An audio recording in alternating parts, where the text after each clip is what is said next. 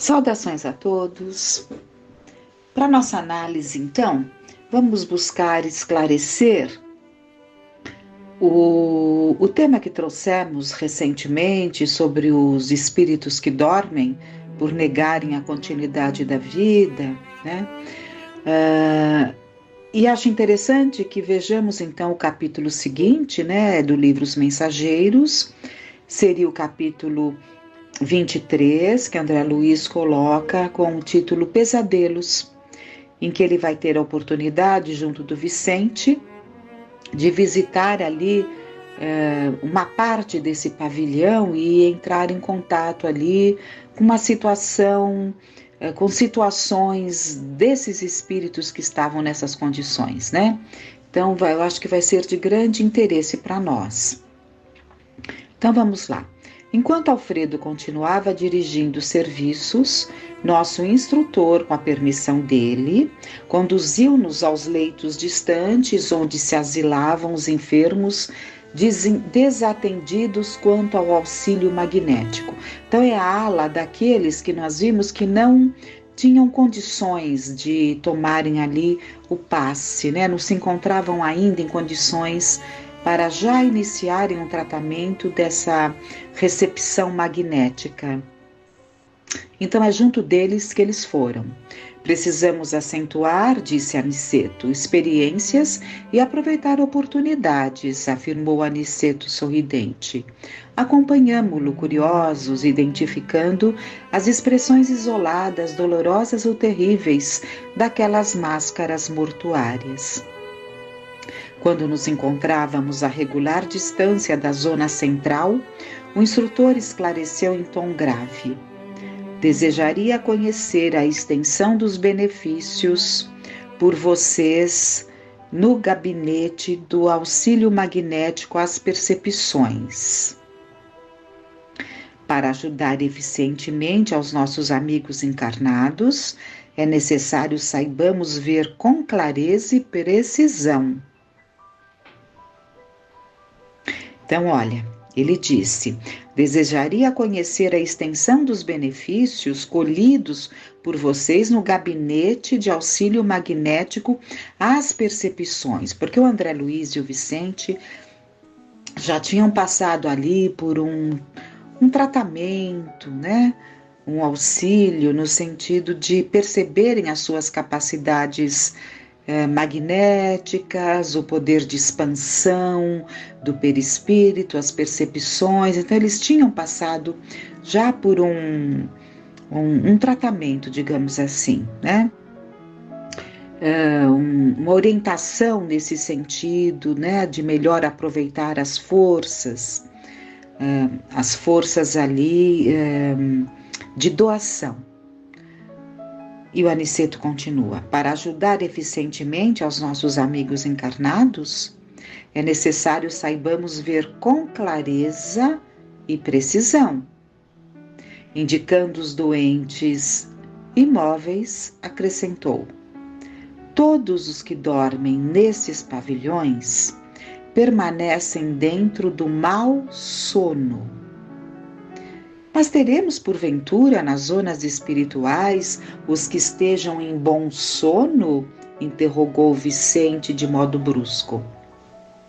Sem dúvida, respondeu Aniceto solícito, temos na esfera de nossas atividades os que repousam períodos curtos, quais trabalhadores retos que esperam repouso noturno, com a tranquilidade dos que sabem trabalhar e descansar, de consciência aliviada, né? Então, não só aquele sono reparador que acontece pós-desencarne, que são períodos mais curtos, é um sono reparador e o espírito desperta em condições melhores, como também num período pós-desencarne, é natural que o espírito deseje ali, necessite, na verdade, de momentos de refazimento. O próprio André Luiz, naquele início, ele buscava ali, ele tinha necessidade, foi orientado para tal, né, de buscar ali o sono reparador para poder continuar depois os seus trabalhos. Fez uma pausa, como quem estudava o melhor meio de sintetizar por não perder tempo, e acentuou: mas esses não precisam estacionar como filhos da sombra, nas construções de emergência de um posto de socorro. Então, esses momentos de sono, necessário ali para o refazimento, acontecem no ambiente que o espírito está. Não é o caso aqui que estão em postos de assistência em que são recebidos espíritos em condições difíceis, né? Em seguida, retomou o fio da lição e continuou: quem dorme em desequilíbrio entrega-se a pesadelos. Todos esses irmãos desventurados que nos cercam, aparentemente mortos, são presas de horríveis visões íntimas. Vejamos o aproveitamento de vocês. Procedamos a observações rápidas. Antigamente, o inquérito anatômico, o exame das vísceras, a perquirição científica nas células, também aparentemente mortas, agora a auscultação profunda da alma, a sondagem dos sentimentos, a visão do plano mental. Aqui Aniceto refere-se a eles como médicos, quando encarnados, buscando ali, que buscavam, nos seus consultórios, hospitais, enfim, o inquérito anatômico, o exame das vísceras, a perquirição científica das células. Agora, no plano espiritual, a auscultação profunda da alma, a sondagem dos sentimentos, a visão do plano mental. E com expressão decidida concluiu resoluto: mãos à obra. Designando-me um corpo envelhecido de mulher, recomendou: você, André, examine detidamente essa irmã. Abstenha-se de todas as considerações do plano exterior. Observe-a com todas as possibilidades e percepções ao seu alcance. Sinceramente interessado em atender, não reparei nas ordens que o nosso instrutor transmitia a Vicente. Então, o que o Aniceto determinou para o André Luiz? Que ele se esquecesse de tudo, se isolasse o seu pensamento, a sua atenção apenas para esse espírito feminino, que todo o resto deixasse de influenciar nessa concentração. Essa é a verdadeira concentração, Então ele se entregou, ele vai nos descrever que ele vai se entregar totalmente a isso. Procurei esquecer os quadros externos, focalizando aquela máscara feminina com todos os meus recursos mentais. À medida que me despreocupava dos interesses diferentes, observava a sombra cinzento escura que se lhe ia condensando em torno da fronte. A visão parecia auxiliar-me o poder de concentração. Claro, conforme ele foi vendo, conforme essa visão foi se ampliando, ele se concentrou cada vez mais. Reconhecendo que o fenômeno se acentuava, não mais lembrei qualquer objeto ou situação exterior. Estupefato, comecei a divisar formas movimentadas no âmbito da pequena tela sombria. Então, olhando para ela, ele começou a ver uma tela. Surgiu uma casa modesta, de cidade humilde. Tive a impressão de transpor-lhe a porta. Lá dentro, um quadro horrível e angustioso. Uma senhora de idade madura, demonstrando crueldade impassível no rosto, lutava com um homem embriagado. Ana, Ana, pelo amor de Deus, não me mates, dizia ele súplice, incapaz de defender-se. Nunca, nunca te perdoarei, exclamava a mulher, acrescentando em tom lúgubre: morrerás esta noite. Vi o infeliz cair exausto. Então, tudo isso que já havia acontecido, evidentemente, estava ali na tela mental daquela mulher, daquele espírito. Envenenaste-me com bebida mortal? Exclama ele lacrimoso. Perdoa-me se te causei algum mal. Sou pai, Ana. Preciso viver para meus filhos. Não me mates, por piedade. Ela ouviu com frieza e respondeu duramente: morrerás mesmo assim. Tenho a infelicidade de amar-te, a ti que pertences a outra mulher. Não quiseste seguir-me e preciso vingar-me. Então ele tinha uma outra mulher, ele tinha filhos, né? Então foi um processo de vingança. Rebocando-se no assoalho, tomava o infeliz. Deus sabe que estou arrependido do meu criminoso passado. Quero viver para o bem, Ana. Perdoa-me, por amor do eterno Pai. Quem sabe poderei auxiliar-te como irmão. Ajuda-me para que possa te ajudar. Não me mates, não me mates. A mulher, porém, como se tivesse a maldade agravada ao ouvir a expressão da virtude, tomou de um pesado martelo e exclamou: Deus não existe, Deus não existe, morrerás, infame. E de súbito crivou-lhe o crânio de marteladas surdas. O homem expirou sem um grito. Logo após, vi a criminosa conduzindo o cadáver em carrinho de mão, através de um trilho ermo. Acompanhava-lhe os movimentos com interesse. A noite estava muito escura, mas observei-a parada junto à via férrea. Sondou os arredores, certificou-se do insulamento em que se encontrava e depôs a estranha carga sobre os trilhos. Via dispondo o cadáver para que a cabeça fosse decepada à passagem do comboio, retirando-se apressadamente, reconduzindo o pequeno carro vazio. Não esperei a máquina de ferro.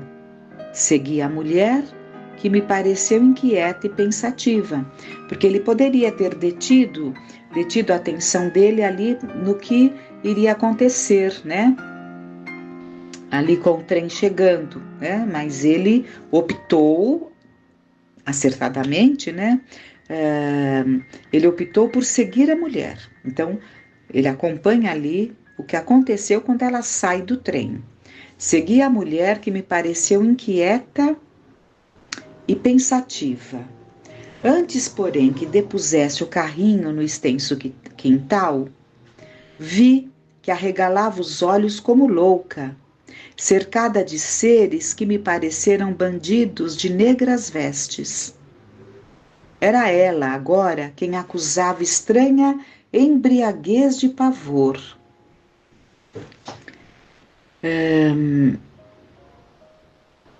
Estranha embriaguez de pavor. Vencera um pobre homem invigilante, mas, a meu ver, seria vencida por seres mais perversos, talvez que ela própria. Acudam-me, gritava espavorida, e continuava a cena em que a desventurada golfava súplicas em vão.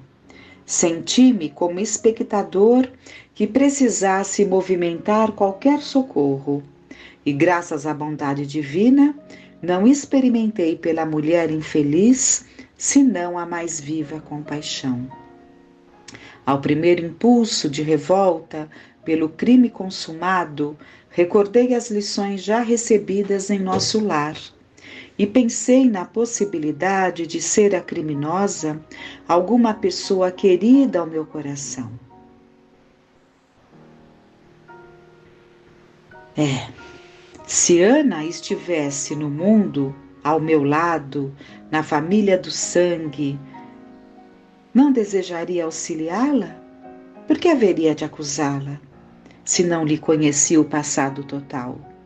Ter-lhe-iam dado a educação na infância, a bênção do lar, a segurança de um afeto sem manchas? Na infância, aliás, quem sabe viera de longe como pedra incompreendida, rolando nos abismos do sofrimento. Que laços a uniriam à vítima, igualmente digna de piedade fraternal? Como teria começado o drama doloroso? Não sabia. Enxergava somente a pobre mulher rodeada de sombras agressivas, implorando socorro. Ignorava como ajudá-la, mas recordei que Ana era minha irmã, filha do mesmo pai, que adoecera no caminho comum, sem que eu pudesse, pelo menos por agora, indagar a causa. Procurava comigo mesmo algum meio de auxiliá-la quando alguém me chamou de súbito. Era Aniceto que exclamava bondoso: Vem, André, Vicente e você têm sabido aproveitar alguma coisa. Estou satisfeito. Seus pensamentos de fraternidade e paz muito auxiliaram essa irmã infeliz. Guarde a certeza disso e continue buscando a compreensão para socorrer e ajudar com êxito. Conforme observaram de perto, sabem agora que cada um dos que aqui dormem, sono atormentado, vivem estranhos pesadelos, de que não podem isentar-se de um instante para outro. Não precisamos comentar qualquer episódio dessas existências vividas em oposição à vontade divina. Bastará lembrar sempre que a dívida em toda parte anda com os devedores. E com expressivo olhar acrescentou: voltemos ao centro, devemos cooperar na oração. Belíssimo aprendizado, né? Belíssimo aprendizado, porque é o nosso exemplo. Quando vemos situações difíceis, temos que trabalhar os nossos sentimentos para dominar certos pensamentos e sentimentos que afloram diante de atrocidades. É isso que já comentamos algumas vezes, não é? É preciso desejarmos, já tivemos até um tema nesse sentido, desejarmos que as pessoas respondam, né, pelos seus atos, que as nossas leis se aperfeiçoem, para que as pessoas respondam, ou que as nossas leis sejam, na verdade, válidas, né? Para que as pessoas tenham a oportunidade ali dos seus resgates, é uma coisa, mas o nosso sentimento por aquele que está nessa situação deve ser a prece de reerguimento. Por isso que nós estamos aprendendo a amai-vos uns aos outros. Temos que aprender a separar as coisas.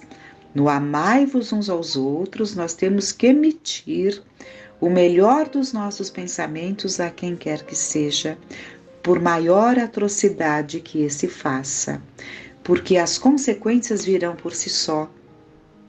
Mesmo que as leis humanas tão frágeis, tão protetoras quantas vezes, tão punitivas outras vezes, mas mesmo que a nossa lei falhe, aquele que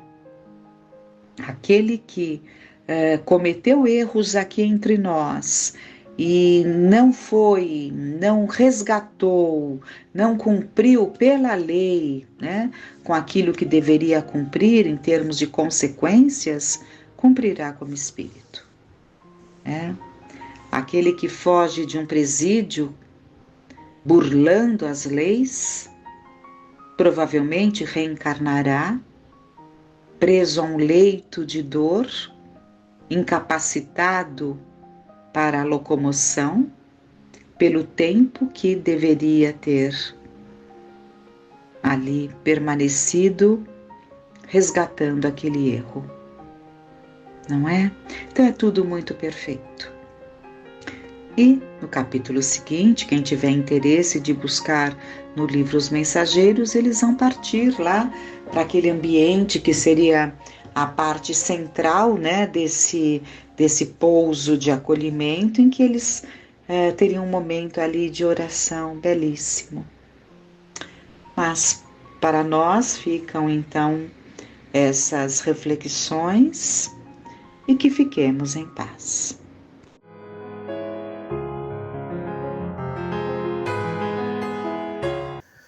Olá a todos, nós hoje trouxemos do livro Vozes do Grande Além, que são comunicações de espíritos que se comunicaram através do Chico Xavier, né?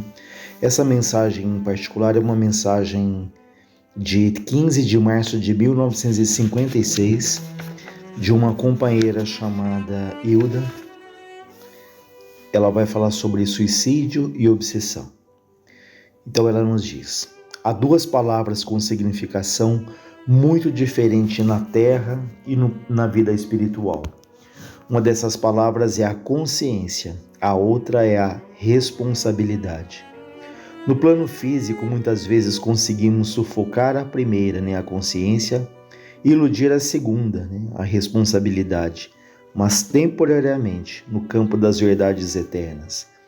Não será possível adormecer ou enganar uma e outra. A consciência revela-nos tais quais somos, seja onde for, e a responsabilidade marca-nos a fronte com os nossos merecimentos, culpas ou compromissos. Enquanto desfrutais o aprendizado na existência humana, acautelai-vos na conceituação dessas duas forças, porque o pensamento é a energia coagulante de nossas aspirações e nossos desejos. Vejam que temos sempre aprendido sobre a questão do pensamento, né? Como ele usa aqui a expressão que é a energia coagulante de nossas aspirações e nossos desejos.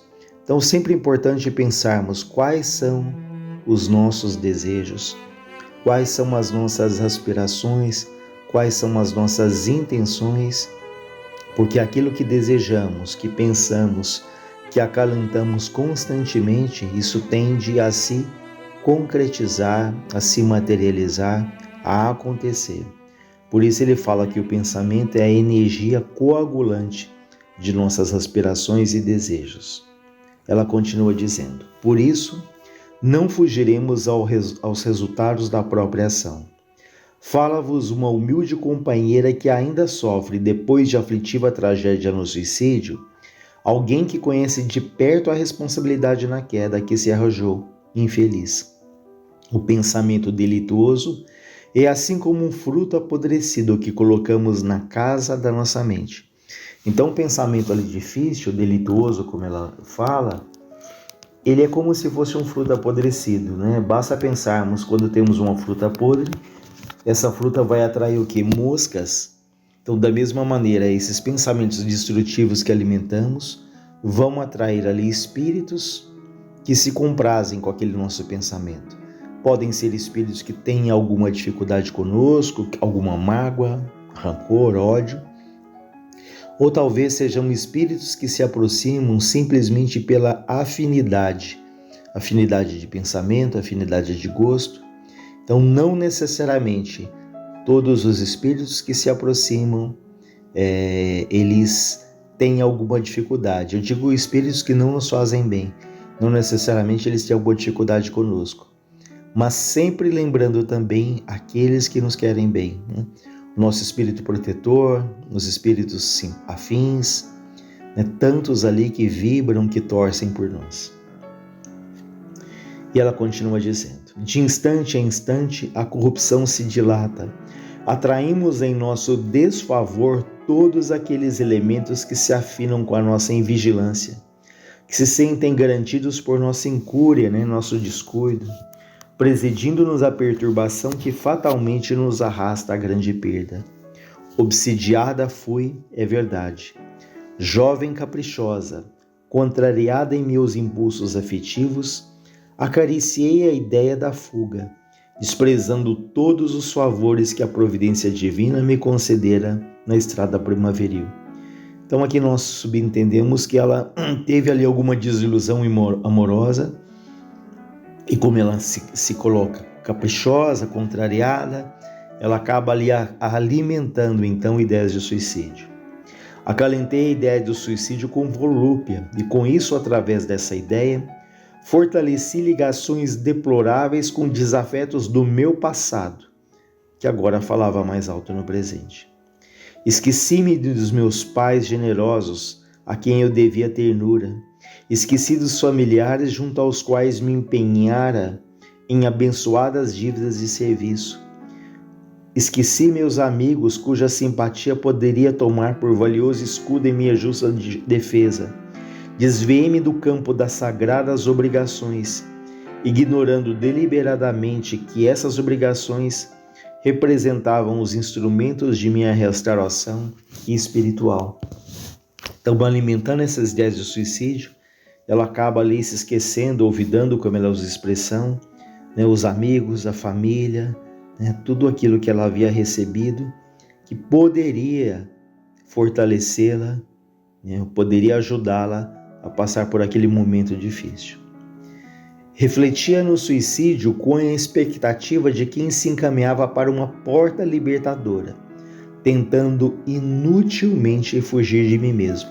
Então ela tinha essa ilusão de que o suicídio seria a liberdade, mas o suicídio ele tem duas grandes decepções, de que os problemas não se resolvem, pelo contrário, cria-se ali um abismo entre a própria pessoa e a paz que ela procura, e que não se morre, O suicídio, nós hoje com essa visão do Espiritismo, sabemos que ninguém morre, fica ali o corpo inerte, mas o espírito continua vivo, sentindo, altamente perturbado quando ele toma essa decisão ali tão difícil que é do suicídio. Então algumas pessoas até tomam essa atitude de fato procurando algum alívio, alguma paz, algo que aplaque ali a sua angústia, o seu tormento, mas nós temos que refletir sobre isso, que a morte do corpo físico, de maneira nenhuma ela apaga as dores que são da nossa alma, que são do nosso espírito, porque continuaremos vivos, assumindo todas as responsabilidades aí pelas nossas atitudes. Por isso nós temos que tomar muito, mas muito cuidado quando esses pensamentos eles se achegam até a nossa mente, para que a gente possa não alimentá-los, não acalentá-los, buscando ali a ajuda da família, dos amigos, da religião, No nosso caso, mais particularmente, a gente tem falado do Espiritismo, mas todas as religiões que buscam a Deus, que alimentam a esperança, a fé, elas são extremamente importantes nesses momentos. Ela continua dizendo: nesse passo desacertado, todas as cadeias do meu passado se reconstituíram, religando-me às trevas interiores, até que numa noite de supremo infortúnio, empunhei a taça fatídica que me liquidaria a existência na carne. Então, alimentando aquele pensamento, uma certa noite ela acaba pegando ali a taça com o veneno que ela tomaria dentro da ideia que ela estava ali cultivando.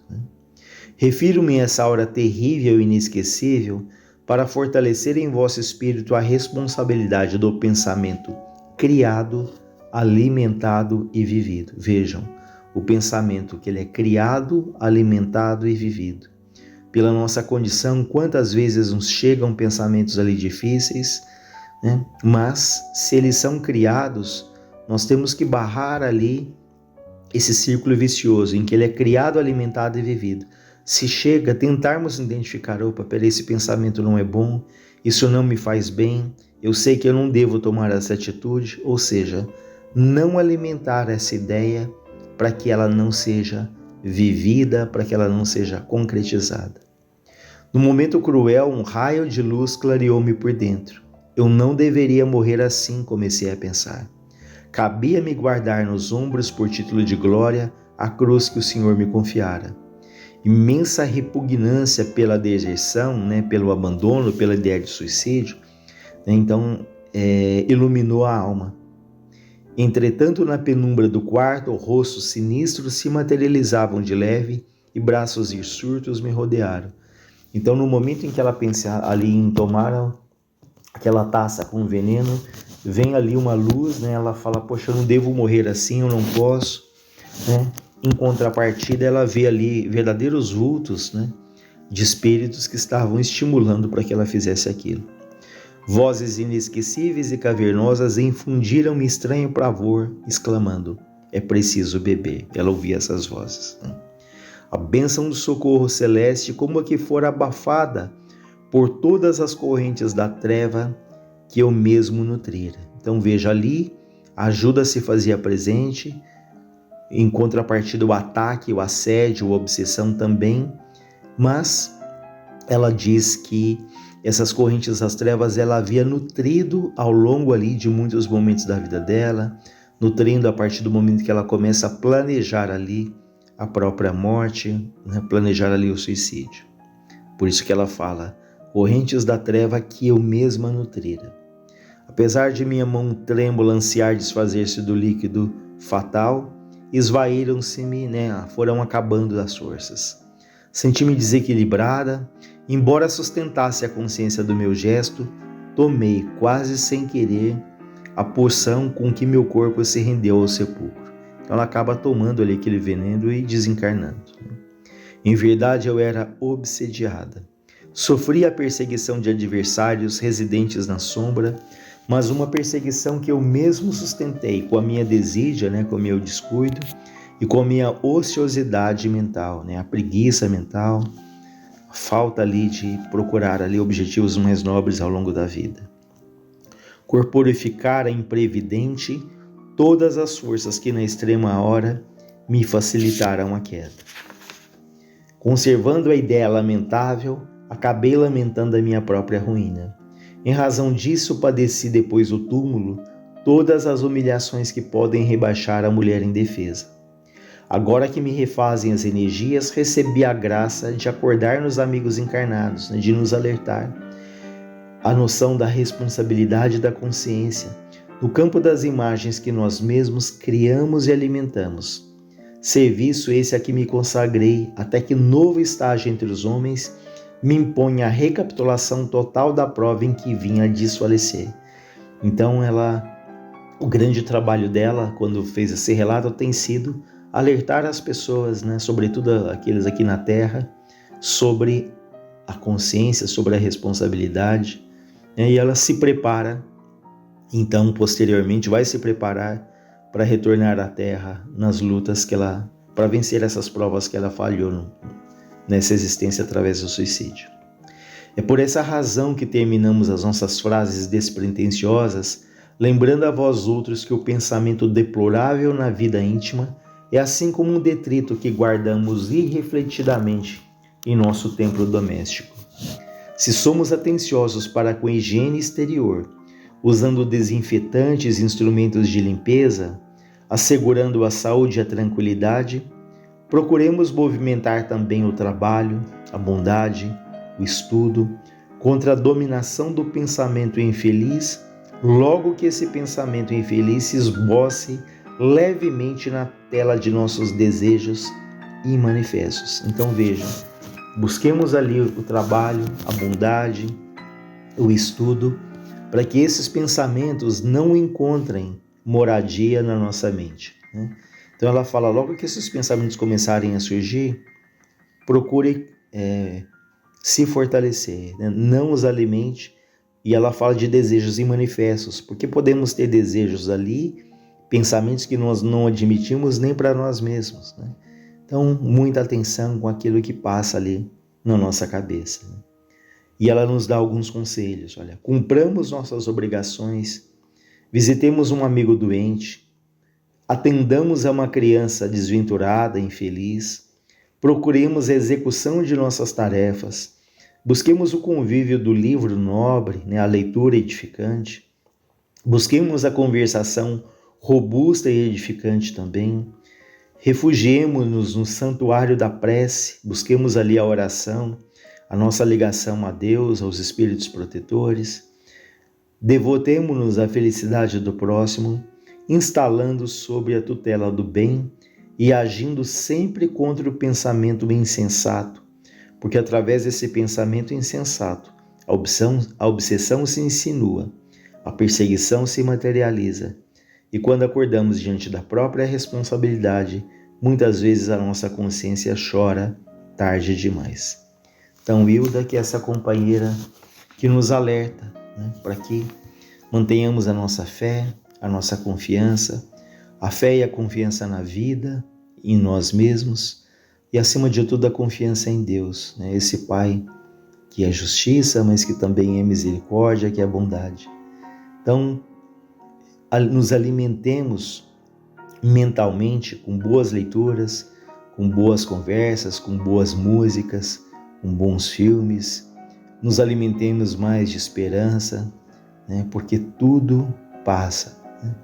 As nossas angústias mais difíceis, elas passarão, mas então tenhamos um pouco mais de paciência, um pouco mais de fé, porque certamente dias melhores eles surgirão se soubermos aí perseverar. Assim como, se olharmos para trás, já vencemos ali batalhas talvez gigantes que não imaginávamos e passamos por elas. Então, que Deus nos fortaleça, nos ampare a todos aqueles suicidas ou aqueles que pensam ideias de suicídio. Graças a Deus, graças a Jesus.